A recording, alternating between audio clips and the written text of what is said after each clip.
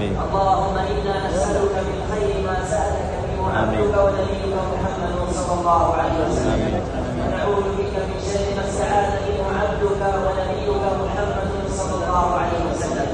اللهم إنا نسألك فعل الخيرات وترك المنكرات وحب المساكين، وأن تغفر لنا وترحمنا يا رب العالمين. اللهم اصلح لنا ديننا الذي هو عصمة أمرنا، واصلح لنا دنيانا التي فيها معاشنا، واصلح لنا آخرتنا التي إليها معادنا.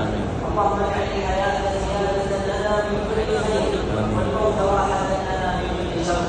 اللهم حبب إلينا الإيمان، اللهم حبب إلينا الإيمان وزينه في قلوبنا، وكره إلينا الكفر والفسوق والعصيان، واجعلنا من الراشدين. اللهم إنا نسألك إيمانا لا يرتد، ونعيما لا ينفد، ومراقبة نبينا محمد صلى الله عليه وسلم على الخلق. ربنا توفنا مسلمين والحقنا بالصالحين غير خزايا ولا مفتونين. اللهم أمتنا على لا إله إلا الله وابعثنا عليها يا رب العالمين. اللهم إنا نسألك الهدى والتقى والعفاف والغنى.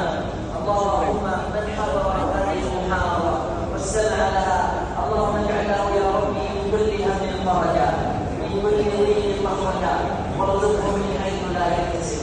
اللهم احفظ بلاد الحرمين من كل شر وفتنة وبلاء يا رب العالمين. اللهم من أراد بلاد الحرمين بأمنها وعقيدتها وشبابها ونسائها ورجال أمنها ورجالها والحجاج والمعتمرين بسوء، اللهم أشغله بنفسه، اللهم اجعل كيده في نحره، اللهم لا ترفع الظالمين راية، واجعلهم لمن خلفهم عبرة وآية. اللهم اصلح أحوال المسلمين في كل مكان. اللهم اعز الإسلام وانصر المسلمين وأذل الكفر والكافرين واحمي حوزة الدين. اللهم اجعل هذه البلاد آمنة مطمئنة وسائر بلاد المسلمين. اللهم احفظ إخواننا في غزة، اللهم ارفع عنهم البلاء، اللهم ارفع عنهم البلاء. اللهم اجعل لهم يا ربي من كل هم فرجا، من كل ضيق مخرجا.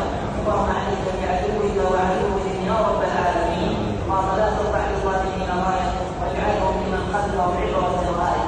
اللهم من شارك في هذا الحج من رجال الأمن ومن المسؤولين ومن المتطوعين ومن الدعاء ومن المنذرين ومن غيرهم يا رب العالمين، اللهم اجزهم خير الجزاء، اللهم اجزهم خير الجزاء، اللهم اخلفهم خيرا في اموالهم وفي اهلهم يا رب العالمين. اللهم اسلهم سعاده لا شقاء بعدها، اللهم قوهم يا رب العالمين.